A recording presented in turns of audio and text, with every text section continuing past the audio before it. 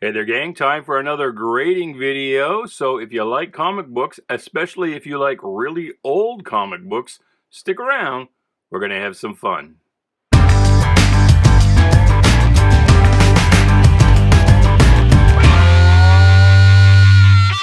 Hey there, Bubby. Welcome to Shanghai. My name is Duke, and it is time for another grading video. This is an all Golden Age grading video. So, in addition to maybe getting a little closer look at some of these books, if you're interested in bidding on them, I am grading them for sale on eBay, and the seller name is Dotcomcomics. This just gives you a chance maybe to look at some cool old comics that you might never otherwise get a chance to see. I mean, certainly, if I did not grade comic books for a living, that's about 30 hours of my work week, these are books that I would never get a chance to hold and look inside myself. So these are all going to be mostly lower grade books, but that does present its own host of challenges. As I've spoken to you before about the different grades and the pitfalls, that are inherent in each. The higher grades, you're arguing over just a tick here and there. At the middle grades, you can get what I call kind of a grading shift, or what I call fuck it, it's a five-itis. Things tends to clump into fives and sevens. A 7.0, which is a mid grade, very fine, or a 5.0, which is again a mid grade, a fine, very good. With the lower grades, the problem tends to be that when you take a look at the Overstreet grading guide, something like this, it will tell you that there are certain defects, and it will say, like, for example, that a 4.0, a very good, can have up to a 1-inch spine split. And so you have literalists who will argue with you that if it's a 1 1/4 spine split, that's a hard thing to say this early in the morning, that it can't possibly be anything higher than a 3.5. Well, grading's kind of subjective, and you have to take everything into account. We're looking at kind of overall eye appeal, and so you can't just say that just because that spine split is 1 1/4 inches as opposed to 1 inch that it can't possibly be any higher than 3.5. It depends on everything else that is kind of going on with the book as well.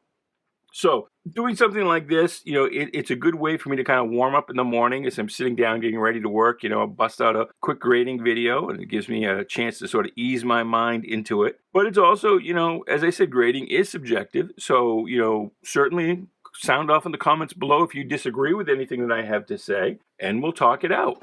So let's not waste any time. Let's get right to it. We're only going to do about 10 books per grading video here. So this is BLACKSTONE Master Magician Comics, a Vital publication. And BLACKSTONE was kind of like Mandrake or Zadarar. A lot of magicians in the Golden Age. So we look at the book right away, and we take a look at kind of the overall eye appeal, and it's pretty good. We've got some staining here at the staples, where those staples are probably starting to rust. And you can see there is quite a bit of rust on that staple there. And this one kind of was stapled kind of on the back but there as well. And that rust is migrating a little bit, so that's a bad thing. But otherwise, the spine is nice and tight and not a lot of transverse tears. A little one there. Obviously, all of the cover gloss is gone. But there's all of the edges are nice and square. There's a little bit of warping here, but there's no tears or anything. So this is overall a pretty good looking book. We always want to look at the inside. What's this? Oh, he gives you some of his little tricks. And see, there's a coin up the sleeve trick. The inside covers are I mean, they're not super white, but they're not browning, so that's good. You always want to be careful with a Golden Age book and make sure that all your pages are there. Check out your centerfold. Boy, that dress really rides up pretty high, doesn't it? She's all but showing her naughty bits. So we want to try and find that centerfold.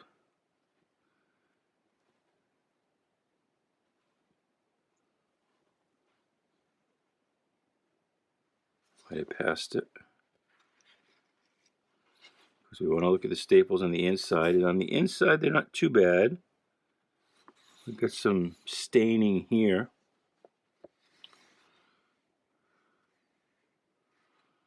Overall, though, the worst problem we have is the rust on the staples. Without the rust, I would be tempted to call this a 5.0. So that's pretty high grade. But I think I'm going to call this a 4.0. And we will note in the description for the book, because on our listings for eBay, we always do a scan, not just a photograph, but a scan, and then we list in the description any defects that would not be evident in that scan. So certainly the description will note that there is rust on those staples. Next up is Buzzy. Buzzy was a DC Comics character, and this one's pretty rough. This is much more akin to what you're going to find for a Golden Age book. So we got a big old piece missing here, and actually a lot of that back cover is missing. We've got a 1/2 inch to 3/4 inch rip that goes through every page in the book. Can you see that? That's no good. We've got some moisture damage in the wrinkling here on the back cover and then along the front cover. Got a big old rip here in the cover. It's 1947. W is for woodchuck. That's funny. And, you know, early DC Comics, and it's so funny, and I think this is because Harry Donenfeld, the owner of DC Comics, you know, he had been cited, actually tried and convicted, or would have been convicted had not an employee taken the fall of peddling smut, girly magazines, now very, very tame for what today we would call pornographic. It was a little more than a glamour shot. I don't think it even showed any actual nudity, but it was very risque for the 1920s, and so he was hauled into court for peddling smut, for pornography, and he had an employee who took the fall for him. The guy's name was Siegel. I forget the first name. No relation to Jerry Siegel of Superman fame. But the guy in court obviously clearly lied. It said that he inserted the picture into the magazine and on the press without Donenfeld's knowledge. And so he ended up going to jail for, I don't know, a couple of years anyway. And his reward, allegedly, was that when he got out, he had a job for life with Donenfeld in which he had to do nothing. And there are stories about, you know, by this time Donenfeld's got out of the magazines and is into comic books, and he would come into work at DC Comics, sit down at a desk, and just read the newspaper and nap all day. That was his job. That's all he had to do to collect a paycheck. So, but anyway, because I think he was kind of nervous. He, being Donenfeld, was nervous about, you know, because there was a rap on comic books that it was unwholesome and not good literature, and this is even before the excesses of the 50s. Donenfeld really pushed having this editorial advisory board that oversaw the comic books and, you know, assured that they were wholesome and kid-friendly.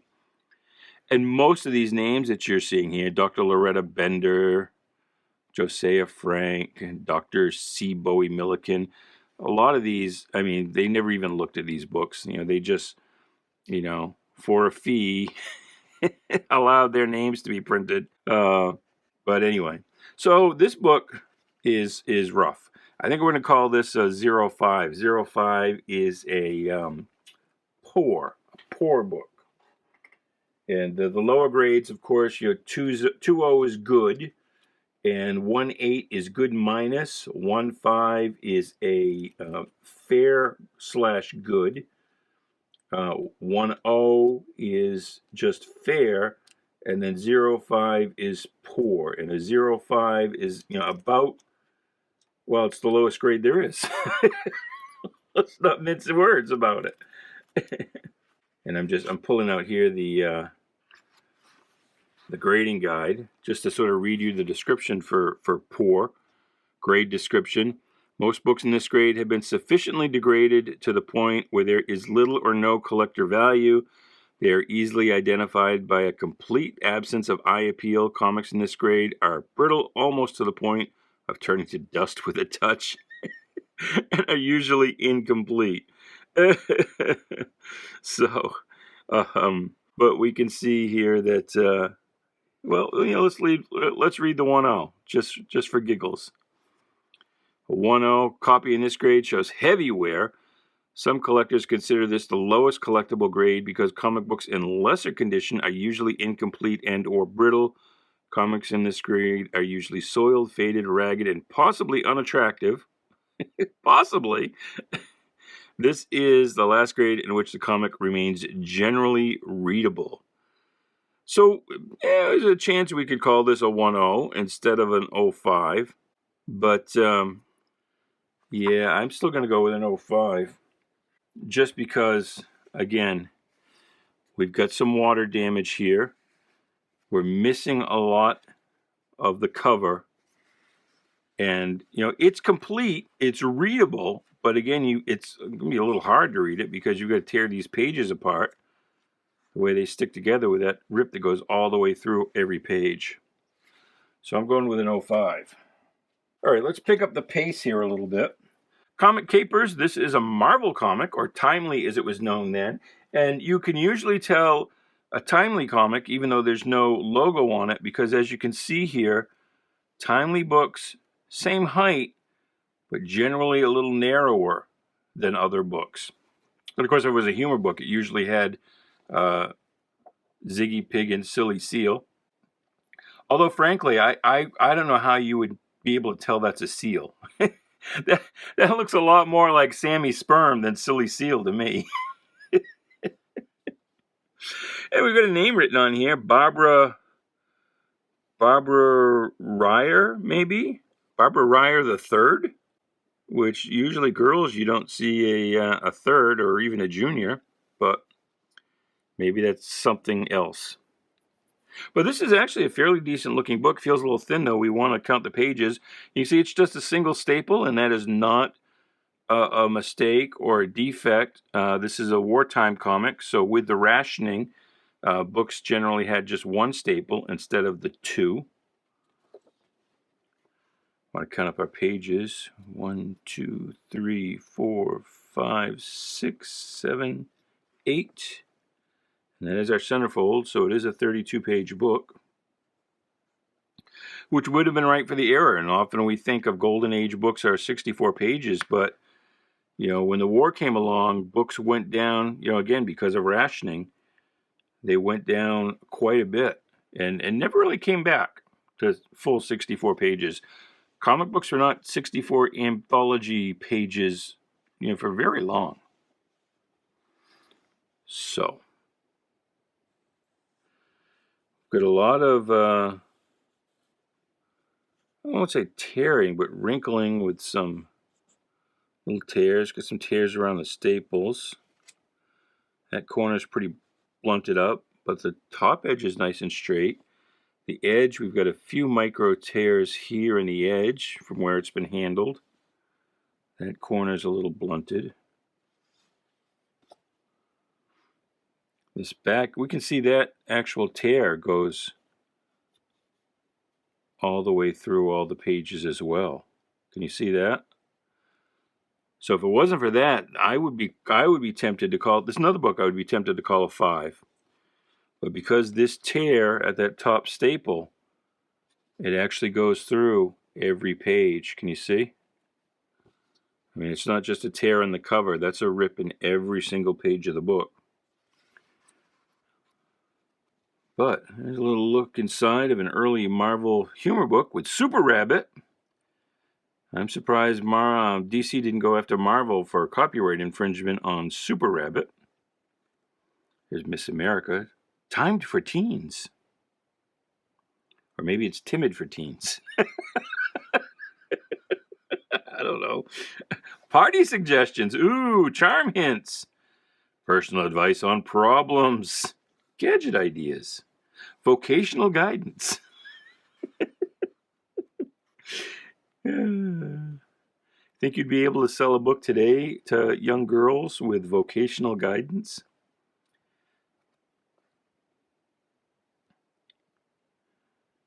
Ba-dum-bum. So I think with that rip, it's not that unsightly. You really don't even notice what it is until you look at the back. But I think we're going to have to go with maybe a 4 on that. Because otherwise it's clean and tight, remarkably so along the edges with no ripping. I'm going to go with a 4. 4-0, very good. What do you think? Do you agree? Do you disagree? You are free to do both. Free to move about the cabin, flail your arms, call me anything you want. All right, next up is Cuckoo Comics. And I don't know if I know who Cuckoo Comics was. I'll have to look that up. But this one's a little rough. And this is part of the Ralph collection. You will remember we got a lot of Golden Age books with Ralph written on him. 7. Was he 7 years old at the time? A lot of the books also have a W written on them. And I don't know what that was all about. If W was his last initial or...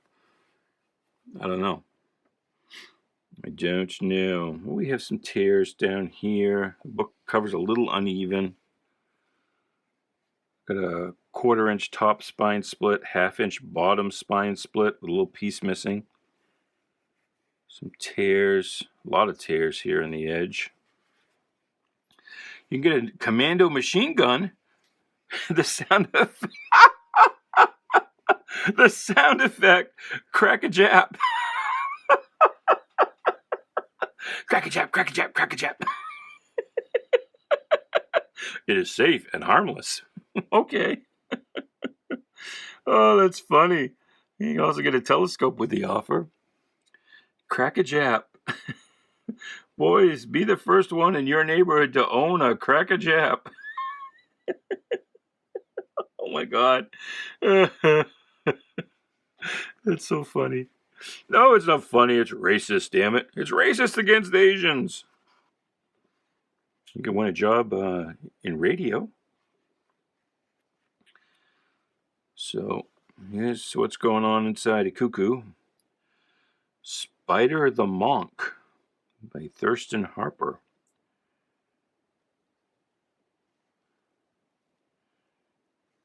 I don't know. Alligator. Get it? Alligator? I don't know if these cuckoos had any Walt Kelly in them or not. Probably not.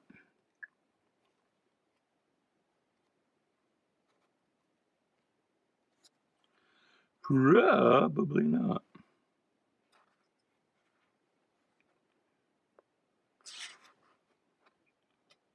I'm trying to get to that front here.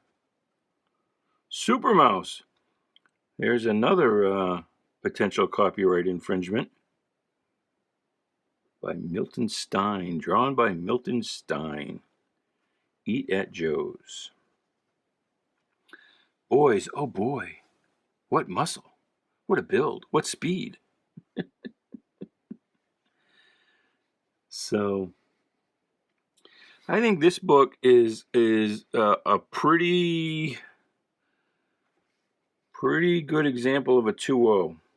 Again, you get all these micro tears down here, which, you know, again, I've showed you this chart before, but, you know, you could say that, well, you know, in a good, you have between 11 and 18 defects allowed. Wow. I mean, what's a defect, right? If you count every single one of these little wrinkles and tears along here, you got 18 just like right there. So, again, you can't take it too literally. But I think this is a good Good example of a 2-0. Let's just check that centerfold again, make sure it's complete.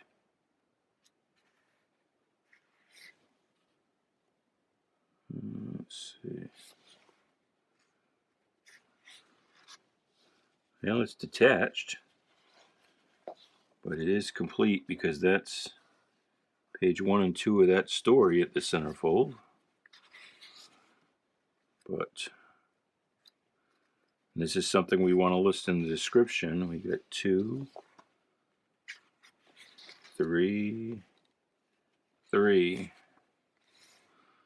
So centerfold detached times 3. Now we got to get that thing back together.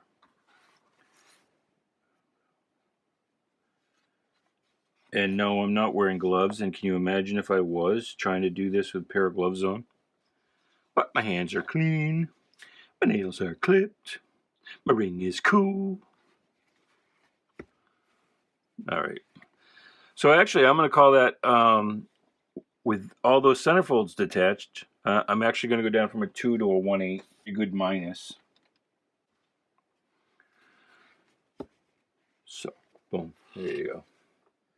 You know, those last few books I showed you might not do that well. We've been seeing recently our Golden Age low-grade books, funny animal stuff, going for like 10 or 12 bucks, which is kind of right at the $10 is about the lowest we want to sell a single book for, if we can help it, because we lose money if we sell it for much less than that. These will go for a little higher, though, because this is a quality comic book, and it's superheroes. That's Captain Triumph. Captain Triumph's shtick was that he could communicate with his dead brother, his dead twin brother. So who do we have in here? There's Captain Triumph. Let's see if we can see him. Well, here he is with his dead twin brother. You can see right there the ghost talking to him.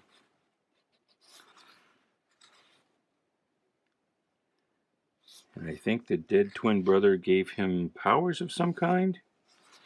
I can't remember. I had somebody school me recently in the comments on Captain Triumph, which is good. I mean, this is one of the reasons I do this is to learn. Can't know everything. There's Beezy Bumble, which it looks kind of a lot like a cross between Billy Batson and Dagwood Bumstead. See, there he is right here, old Beezy. Who else is in this book? Hack O'Hara. I think that's the chick is Hack. There's some humor stuff. Your obligatory text story.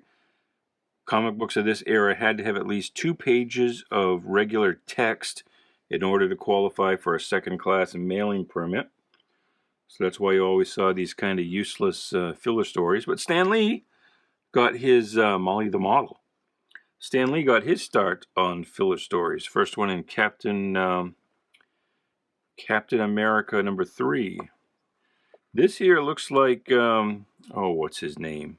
What is his name? No, come on. You know it. You know it. What is his name? He's a Spirit knockoff. Midnight. That's it. Midnight. Trying to get to turn that page.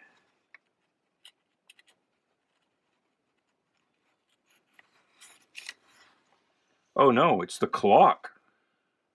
The Clock was actually the first masked superhero in comics.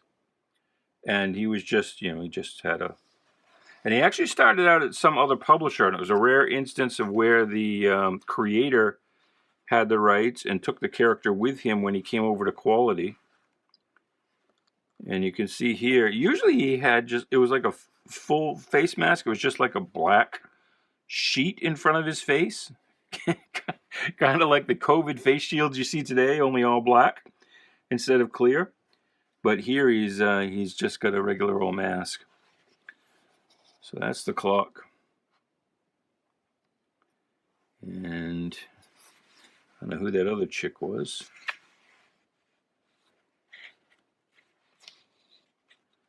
We might be missing some pages here.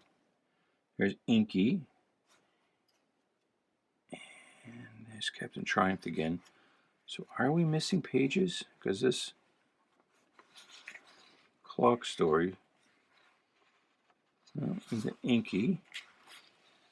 Oh, and then Penn Miller by Claus Nordling. Claus Nordling. So this is kind of like almost like a Lady Luck, which is the other thing that he did. Well, it does end. That's our centerfold. No, this is our centerfold. No, this is our centerfold, and it is detached. It's another one staple book. Little bug carcass in there. Do you see that? Gross. We'll leave it undisturbed. I'm not gonna.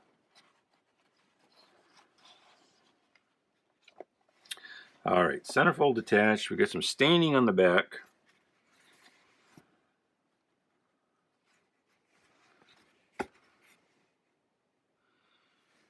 But otherwise, the spine looks pretty decent.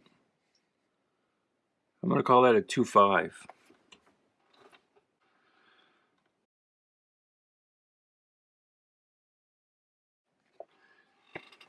Here's another crack comic. Can you imagine having a title crack comic on the stands today? This one's a little lower. We've got rust on the staples, so that's not good.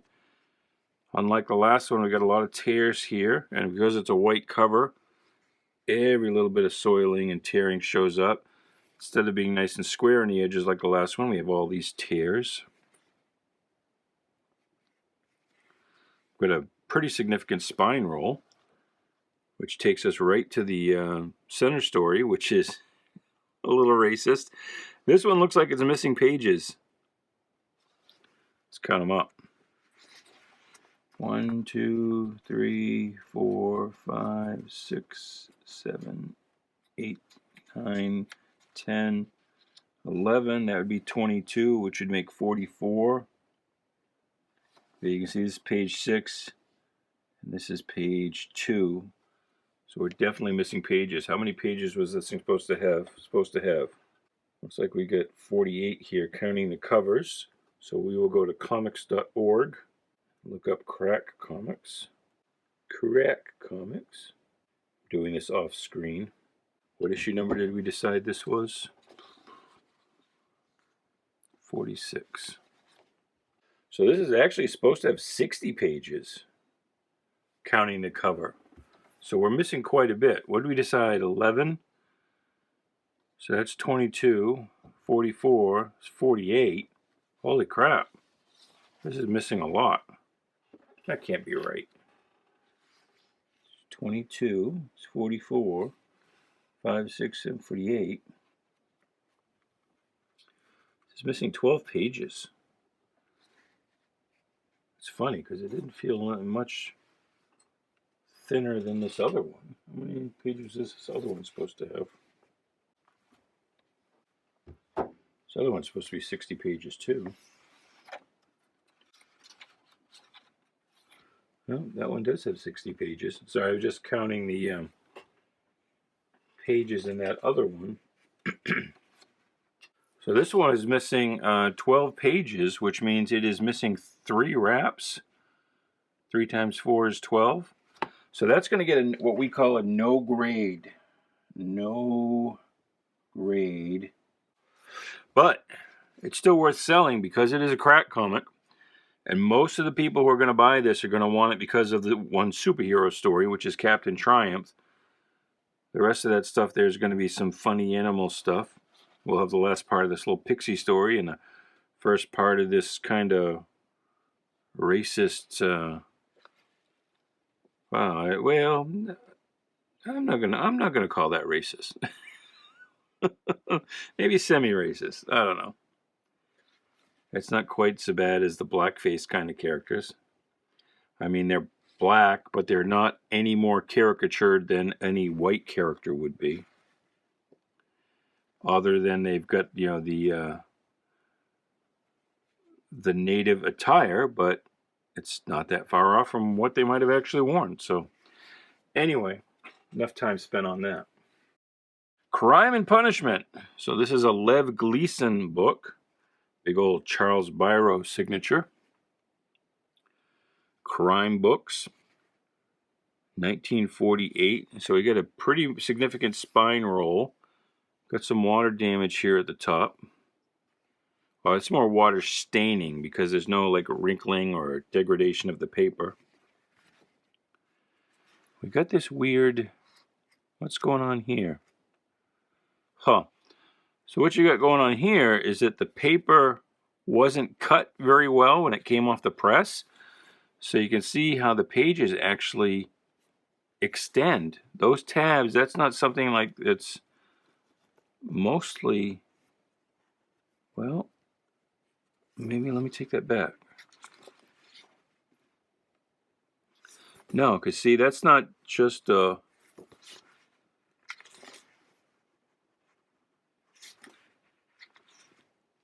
yeah, that is not just like a tear that's folded up. The paper did actually extend that high up because it wasn't cut well when it came off the press. So the page actually does go up that high in that little corner there.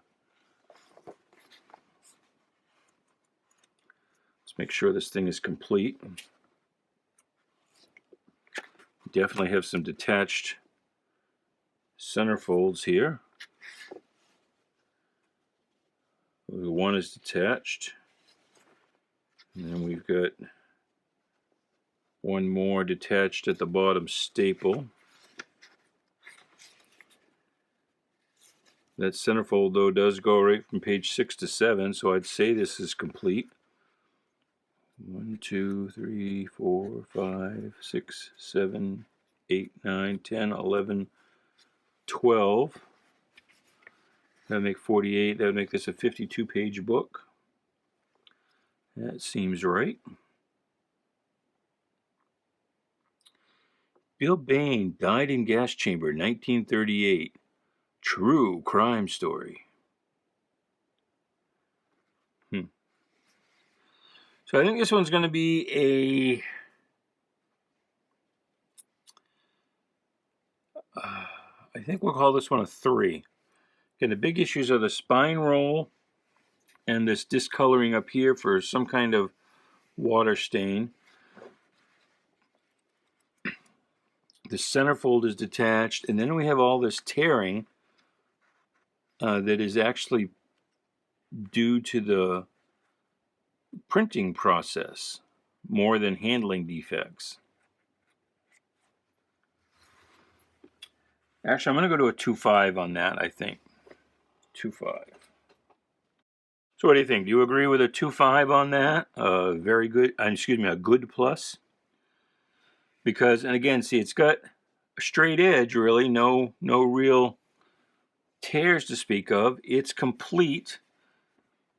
There's no actual water damage. It's just that discoloration from what is probably a water stain of some kind. Oh, we do have a little 1/4 inch, a 1/2 inch bottom spine split. We'll add that to the list of defects.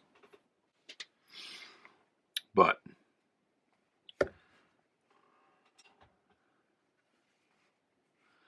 this one, however, does have some genuine water damage. There's some water staining, and you can hopefully see on the camera how wrinkled up this is from some actual water damage. And we've got rust on at least the bottom staple, but it is complete. You can buy fashions out of the comic book of the day. A Presto electric water heater. You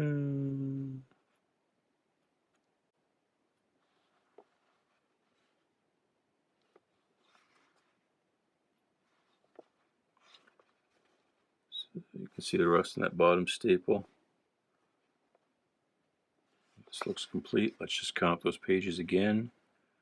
1, 2, 3, 4, 5, 6, 7, 8, 9, 10, 11, 12. Yep. 12, 21, 48, 52. The Savage Jenner Brothers, bootleggers. Michelangelo Anthony, killed 1925. George Tuska. Oh, wow, that's cool. You may, if you're a superhero fan, you may know George Tuska from the Silver Age and into the Bronze Age. Apparently Tuska was like about 7 feet tall and about as broad as an ox. He was a big, big fellow. So I'm going to call that one a 2-0. I would be tempted to go a little lower because of all this wrinkling from the water damage, but the book is complete and nothing's loose or torn. So, we got a little bit of arrested molding foxing right there, but check this inside cover as well. No, that one's fine. Now, this one's nasty because this has got, well, rust on the top staple. And this one's just ugly. Ugly. That water stain is a little different. It's not just the pages are wrinkled. This is some ugly stuff to look at. Makes it so you almost don't even want to touch it.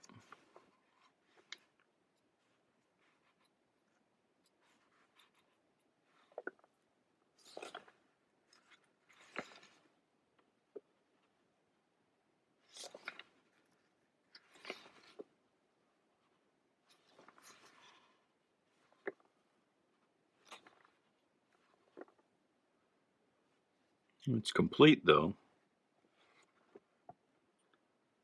Dan Barry, that's another artist you might know. Brock Larson. Oh, life imprisonment. That's it? Usually we get to read about people who got killed as a result of their exploits. We're pretty late in the run, though. We've run out of dead criminals. now we got to go with the ones who were just merely imprisoned for life. So that's a 0-5. Because I think that definitely meets the definition of being unsightly, something you might not even want in your collection. You know, but. And last up, Curly Ko. Now this title is actually United Presents Curly Ko. There was a Curly Ko book, and this was a one-shot. United is United Feature Publications, or United Feature Syndicate, and it's actually, I got schooled recently because I entered a bunch of books on the Grand Comics database at comics.org, some of these Golden Age books that didn't have complete listings. I took the opportunity to fill some out. One of the editors schooled me that United Features Syndicate, which is how I've always known it, it's actually United Feature, singular, not plural, Syndicate. Which seems dumb to me because that would indicate that they just syndicate one feature, not many, but that's the actual correct name. But anyway, United Feature had a short life as a comic book publisher, mostly Nancy and Fritzy Ritz and things like that. Curly Ko is one of their characters, and there was a Curly Ko comic book series. But around this time, they put out a bunch of one-shots for reasons I can't tell. So this is actually United Presents Curly Ko Special Fall Issue. It's not even a number 1. I mean, technically. I mean, it is. But it's a one-shot. You can see we've got a water stain here. This is all Curly Ko. And let's count up these pages, make sure this is complete. 1, 2, 3, 4, 5, 6, 7, 8 is 16, is 32, which would make it 36. That seems correct. Make your own records? That's crazy.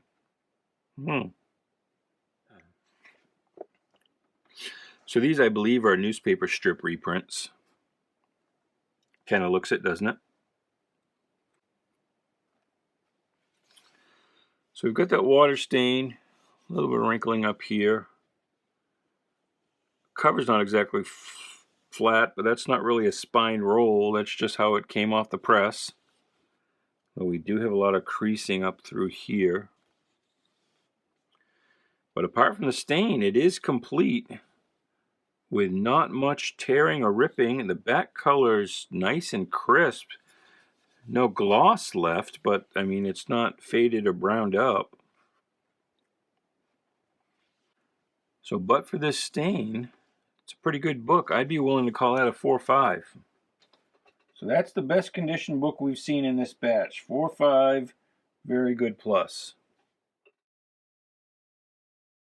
And that, my friends, that is that. That is that batch of books. We mentioned Stan Lee in this video, so let's bust out old Stan. He can help us say goodbye until the next batch of books that we'll grade up. Goodbye, good luck, and please be good to each other.